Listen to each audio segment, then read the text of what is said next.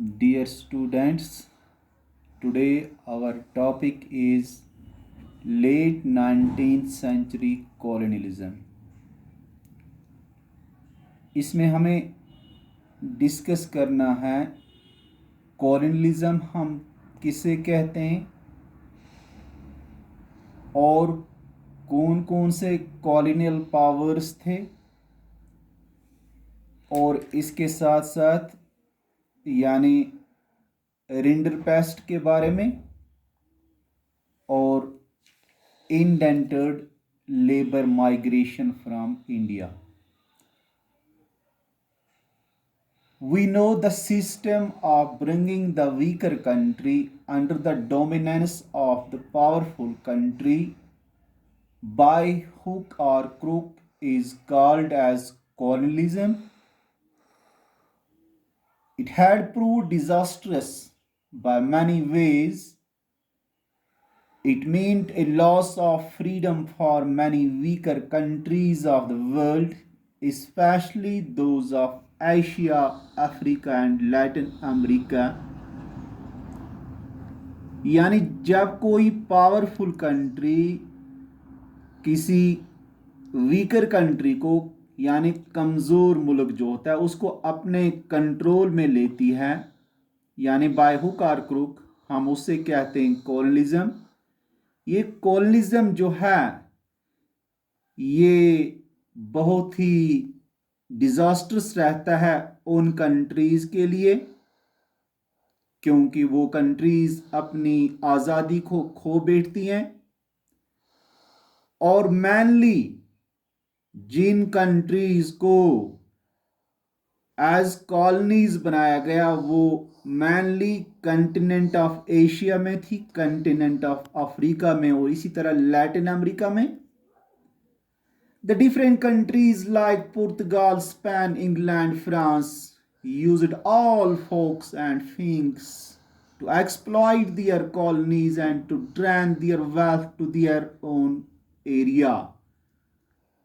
यानी जो मुख्तलिफ ममालिक थे, पुर्तगाल, स्पेन, इंग्लैंड था, फ्रांस था, यानी इन्होंने एक्सप्लॉइट किया इन कॉलोनीज़ को और जो भी वहाँ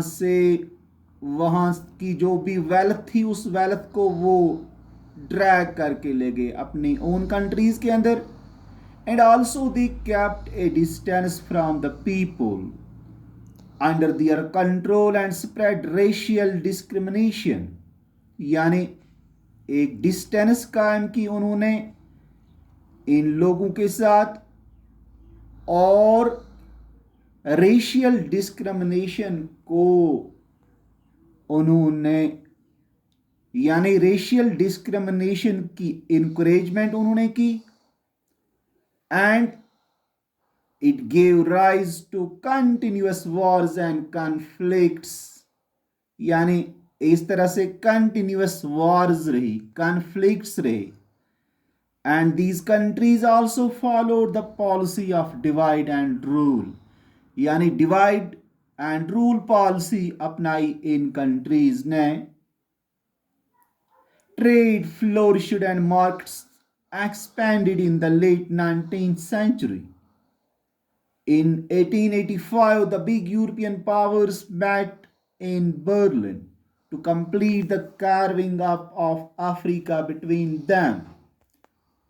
यानी इसी पीरियड में ट्रेड जो है इट फ्लोरिश्ड, मार्केट्स ज़्यादा से ज़्यादा एक्सपेंड हो गए और 1885 में जो बड़े बड़े यूरोपियन पावर्स थे उनकी एक मीटिंग होती है बर्लिन के मुकाम पे यानी जिसमें इन्होंने डिसाइड किया हम कैसे यानी अफ्रीका को डिवाइड करें बिटवीन देम.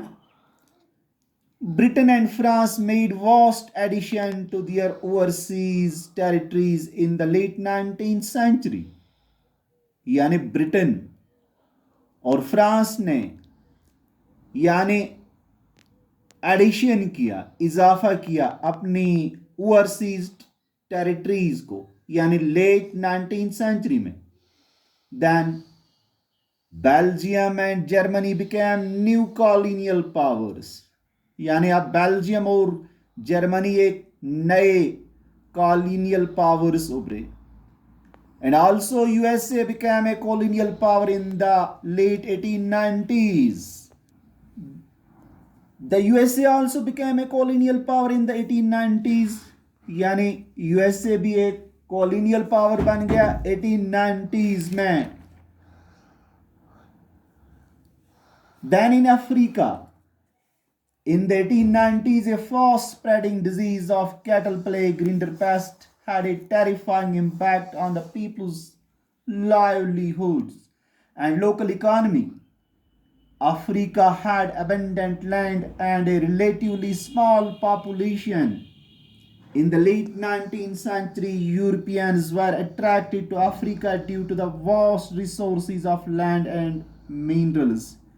यानी 1890s में एक कैटल डिजीज रिंडरपेस्ट जिसे हम कहते हैं ये फैलती है और इसका इफेक्ट वहाँ की लोकल इकॉनमी पे पड़ता है, क्योंकि अफ्रीका जो है, अफ्रीका के अंदर एबंडेंट लैंड थी लेकिन with small population.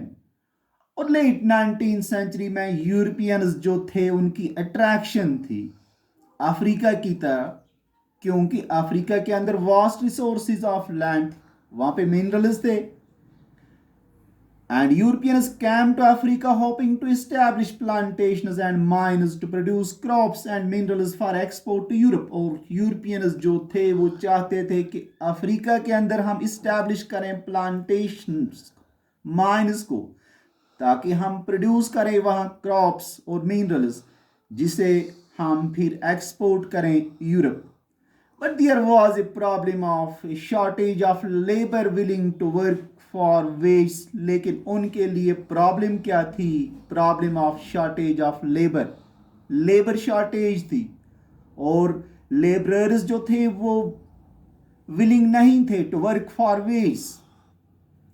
Employers used many methods to recruit and retain labour, यानी बहुत सारे मेथड्स इन्होंने अपनाए ताकि रिक्रूटमेंट हो लेबरर्स की।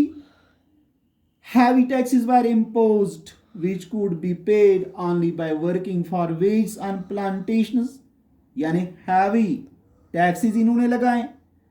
Laws were changed so that peasants were displaced from land and only one member of family was allowed to inherit land, यानी laws change किए गए और पीजेंट्स को डिस्प्लेस किया गया फ्रॉम दियर लैंड और हर एक फैमिली से खाली एक मेंबर को यानी अलो किया गया to inherit the land. And as a result of which the others were pushed into the labour market, और बाकी मानिदा जो फैमिली मेंबर्स थे उनको पुश किया into the labour market. Mine workers were also confined in compounds, यानी compounds तक उनको महदूद रखा गया। And not allowed to make move about freely, यानी वो फ्रीली मूवमेंट नहीं कर सकते थे from one place to another place. Then came rinderpest a cattle disease, यानी फिर कैटल डिजीज आ गई rinderpest. It arrived in Africa in the late 1880s.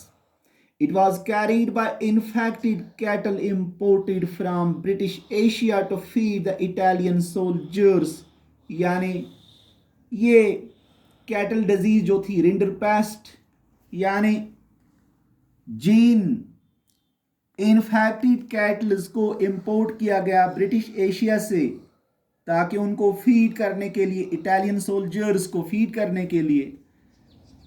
And as a result of this fatal disease, about 90% of cattle in Africa died. और इस बीमारी की वजह से अफ्रीका के 90% जो कैटल पॉपुलेशन थी वो ख़त्म हो गई।